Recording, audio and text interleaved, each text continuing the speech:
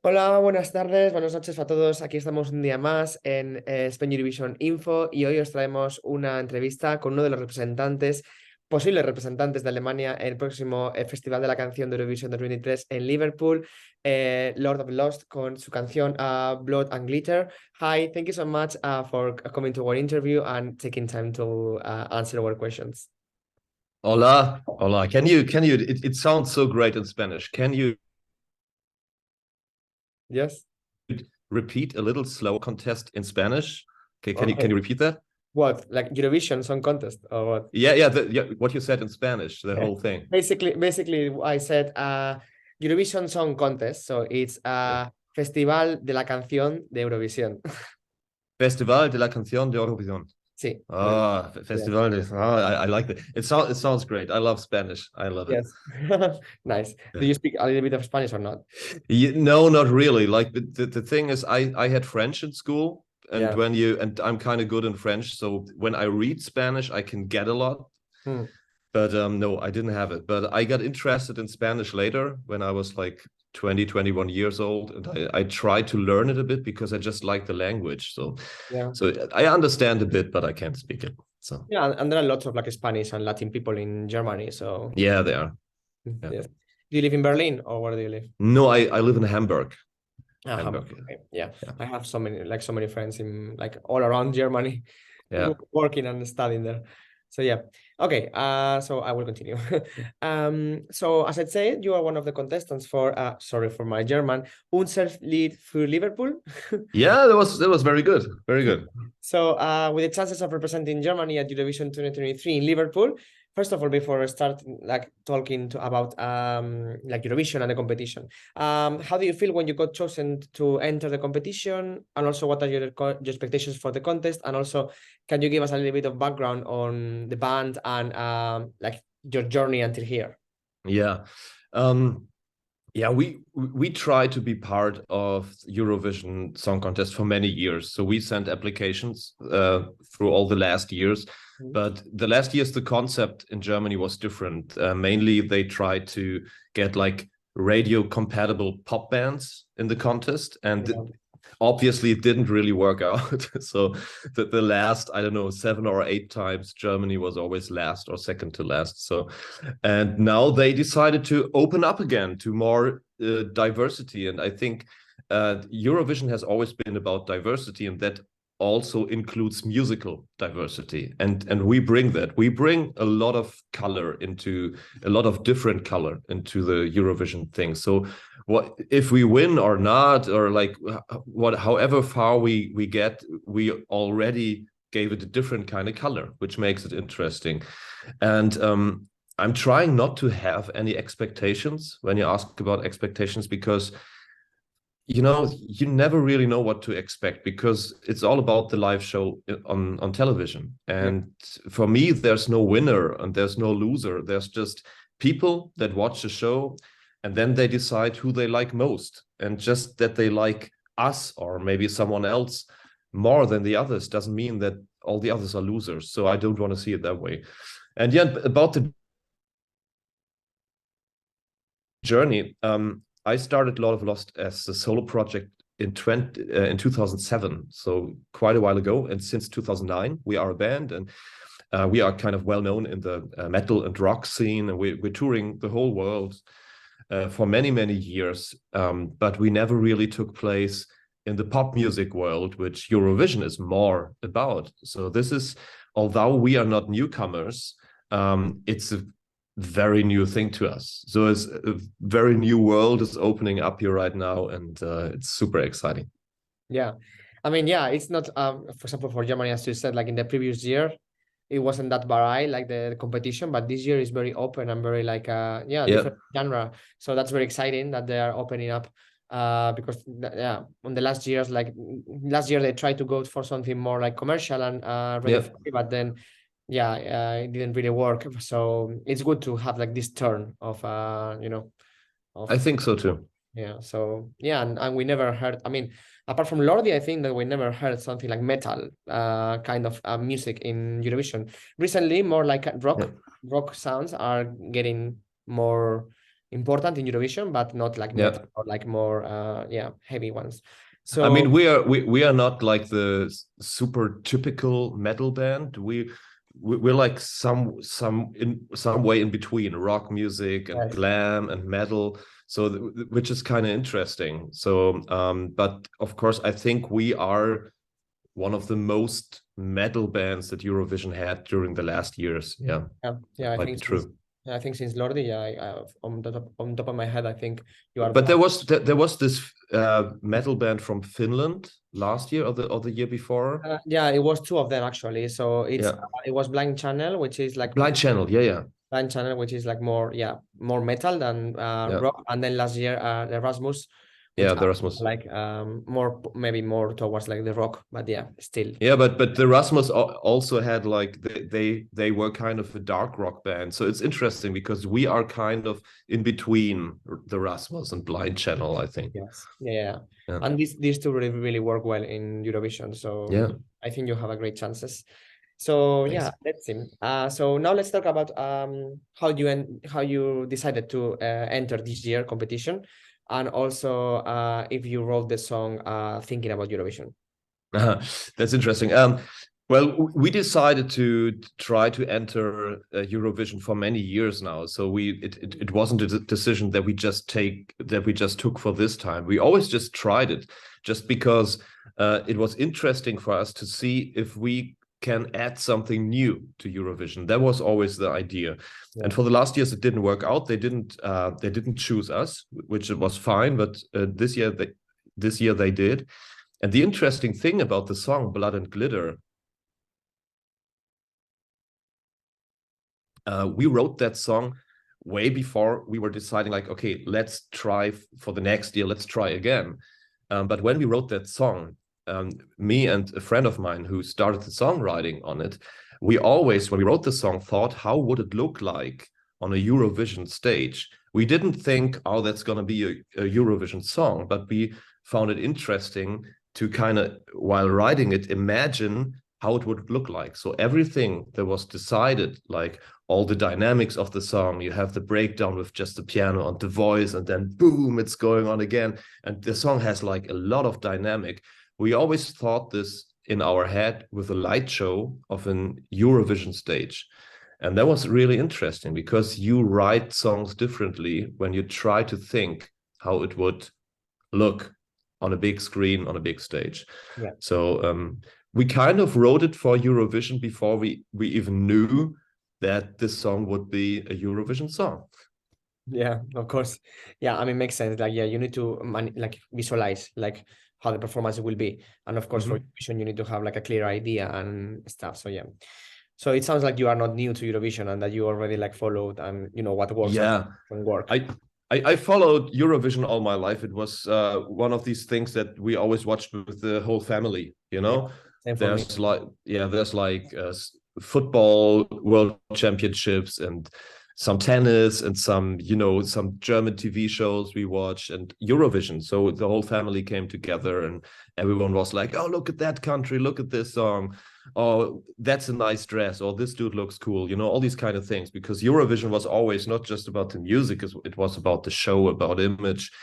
And since I'm a kid, I was interested in glamorous things. When I started to listen to rock music and metal, I was pretty much I was mostly impressed by the bands that did stuff with makeup on stage or very like early glam rock like David Bowie and stuff. So I started, like, music for me was always like music and visuals. So of course Eurovision was interesting for me when you're already as a kid are interested in these kind of things.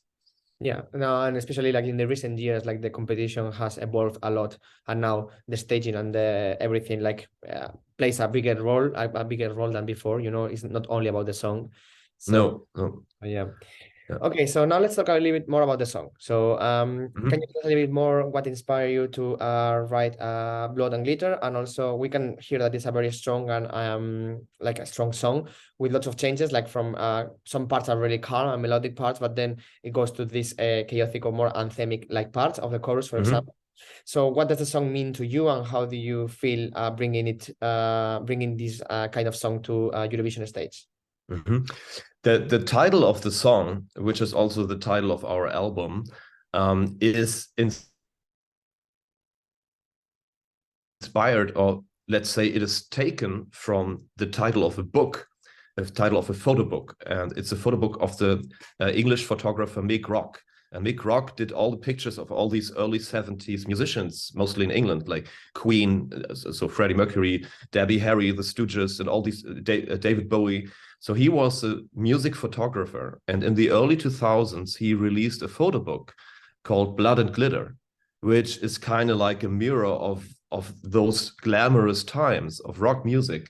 And I found that very inspiring. And I just loved that and wanted to create a song with the same title.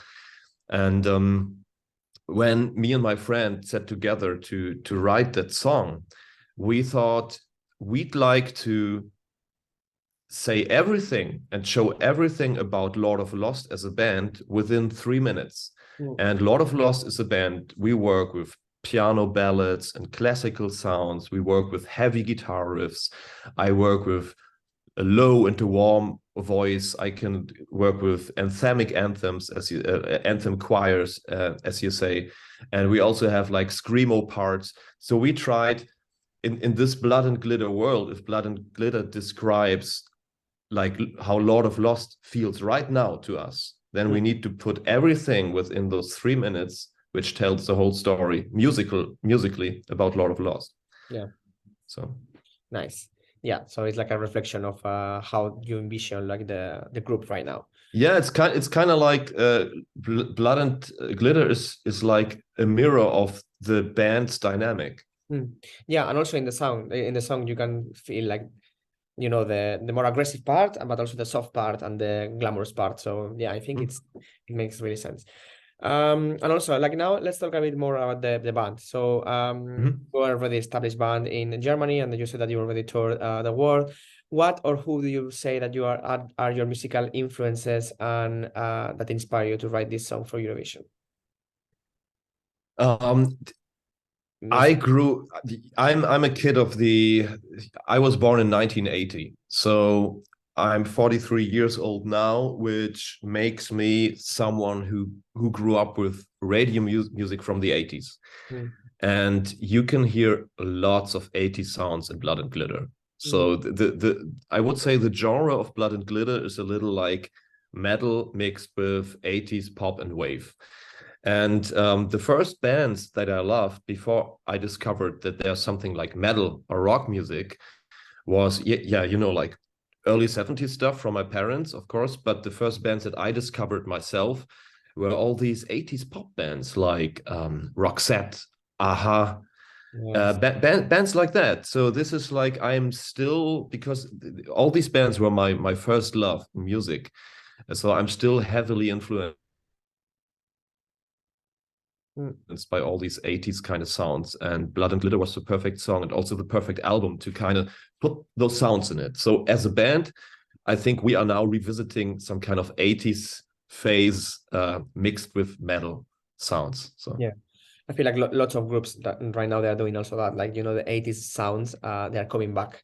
So yeah, totally. Also through all those shows like Stranger Things and stuff, all these soundtracks, all these arcade sounds. So 80s are like also in fashion. I mean, in fashion, we kind of reached the 90s already, but yeah, absolutely. True. So now, let's talk a bit more about the competition. So would you consider like so we can hear that your song, it really fits in your genre, and it could be like, as you said, is the title of, is the main single of your new album, right? Like as you said, like it's gonna be that. So can we expect so what can we expect in the stage? So that you will be performing on the next Friday, 3rd of March. What sort of performance can we expect from you? Because as you said, like you are revisiting now the 80s and that glam and that like iconic looks of the artists that the artists that we discussed. Can we expect, and also on the video clip, on the music video, we already saw that there are like some iconic outfits and makeup. So can we expect something like this, or are you gonna surprise us and bring us something completely different? No, it's not gonna be something completely different, but it's gonna be the Blood and Glitter music video part, like, let's say version 2, you know. So we kind of try to enhance it and make it bigger, so everything will be basically gold and red. And the outfits will, 50% of the outfits will be the same, but we have some new stuff to it, some more stuff. We show a little more skin, everything is a little more extreme, a little more sexy. The stage, of course, is bigger than the things that you see in the music video, but basically we try to enhance the whole feeling of the video. It didn't make sense to us to do something entirely different. And of course, with a song like Blood and Glitter, you really want to stick to the red and gold look. It totally makes sense. Yeah, makes sense. So it's gonna be exciting. And also, if you're gonna win the national final and go and be given the chance to represent Germany at Eurovision in Liverpool, first of all, what would it mean to you to represent Germany with such a song and bringing this genre to Eurovision? And also, would you change anything of the performance, or are you happy with what you are gonna present on the next Friday and adapt it to the bigger stage? This is the question. I get this question every day now, and it's the hardest for me to answer, because I'm the kind of person, I'm too humble to allow myself to actually think that far. I don't dare to allow myself to think that we could win.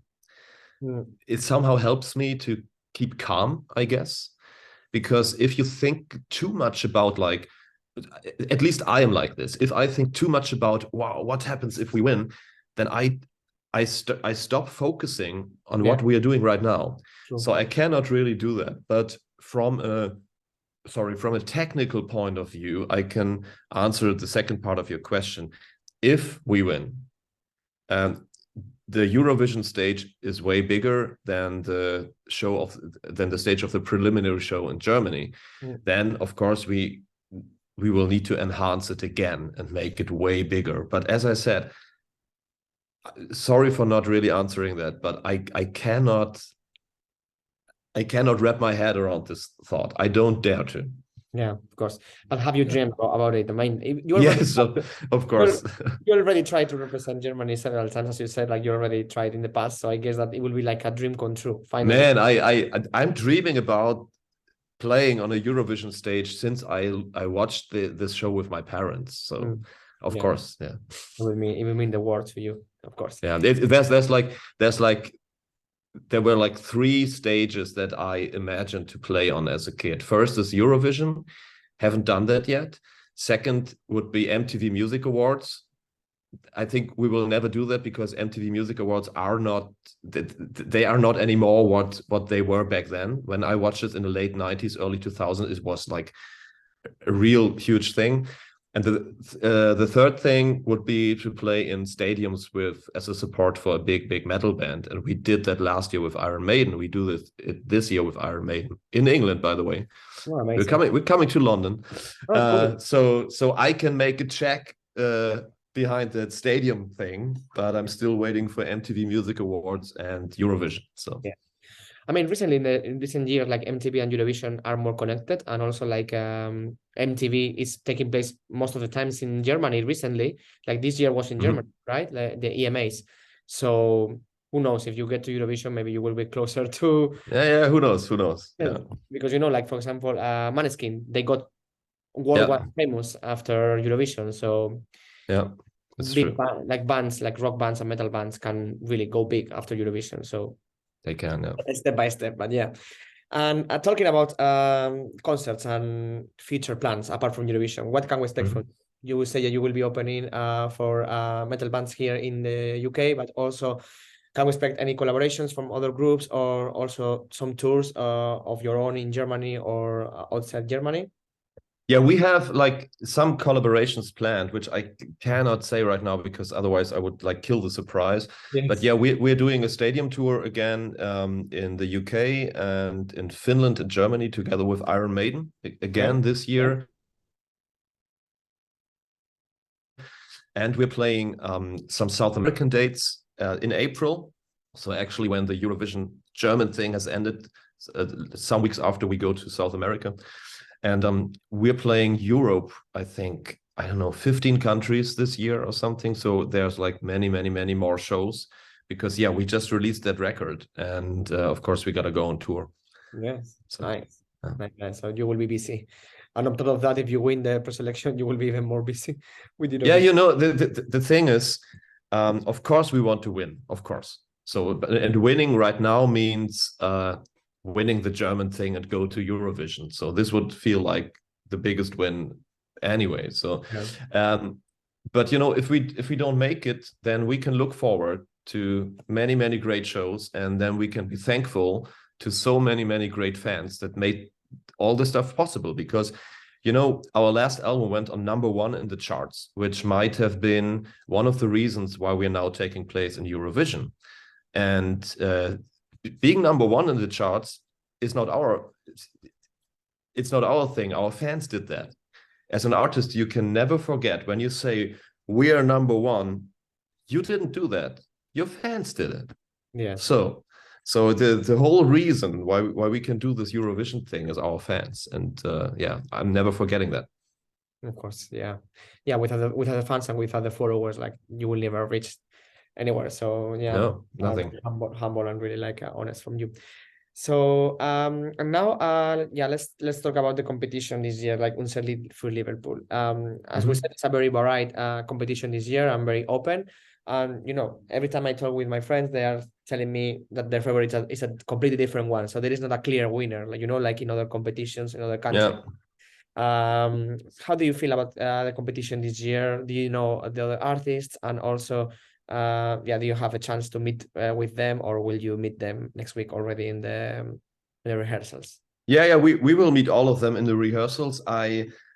I haven't met them personally, but I knew some of them before. And of course, I took my time to check all of them out. I checked out their song, and me and our keyboard player, Jared, we did covers of their songs, of each one of them, and put them on YouTube, because I thought it's a nice gesture of respect. Yes. And of course, it gives me a chance to kind of feel their song better, you know. So because when you sing their song and not just listen to it, you can dive more into it and understand the artist. It was important to me before I meet them to kind of really taking the time and getting to know them musically. So yeah, of course, yeah, of course. And that's really nice, like you kind of like make a rendition to them, you know, like or play a rendition. And yeah, like, because it's I don't want to see them as competition. Of course we are competition, but I don't want to see them that way, because in the end, as I said earlier, we're just playing our songs, and there will be many people that decide, and for each artist there will be people who love what they are doing, and all of these artists wouldn't be there if they wouldn't have fought hard for the last years to get there. So all of them deserve the same respect. And that's why I don't see them as competition. We are just like musicians. We are all doing our stuff, and in the end, more people will vote for the one artist than for the other, and that's it. But there's no loser, there's no winner. No. Yeah, it's gonna be very interesting to see what Germany votes this year, because it's very, like for which genre they go for, which is the mood of the night. Literally. So okay, and now to end, let's talk about Eurovision in general. As you say, you follow Eurovision since you were a kid, like most of the people in Germany and Spain and most of the countries of Europe. Do you have any favorite songs from Germany or other countries that you can remember? I guess that I kind of already know the answer, but yeah, do you have any songs that you would like to highlight? Yeah, it's you know, when I was a kid, I didn't remember any of the song. You know, it was like it was a whole family together. We were watching this thing, and when I moved out from home, I didn't watch Eurovision for a while, and then I came back with Lordi, because then was like, wow, that was interesting. Yeah. And yes, since then I checked it out every year. But of course, I just remember some highlights. It's the same, like I also like all those top model shows. I really like it. And as long as the season is going, I know all the names. 4 weeks later, I have forgotten all of the names, but of course I remember things like Lena with Satellite and things like these, of course, yeah. But please don't ask me for details, and I would lose big time in a Eurovision quiz, because it's really like that. I focus on it, I get into it, I know all the details. 4 weeks later, it's all gone. Yeah, that's it's sadly how my brain works, which might be, you know, I'm the kind of, as I said earlier, I'm not living in the future. I'm not living in the past. I'm always trying to live in the present with like a couple of weeks before and a couple of weeks after. Of course, I have to plan some things on the long run. I have to. But I'm not the kind of guy who remembers every detail from the past, because it kind of distracts me from the present. And I feel like I cannot cherish the moment if I'm trying to keep my brain full with all these things, because I can research if I want to know. So yeah, of course. Yeah, nice. Okay, so yeah, I think this is the end of the interview. Thank you so much, Christian, for taking time to answer our questions. Thank and good luck next. Thank you. Friday. Good luck next Friday on the final of Germany.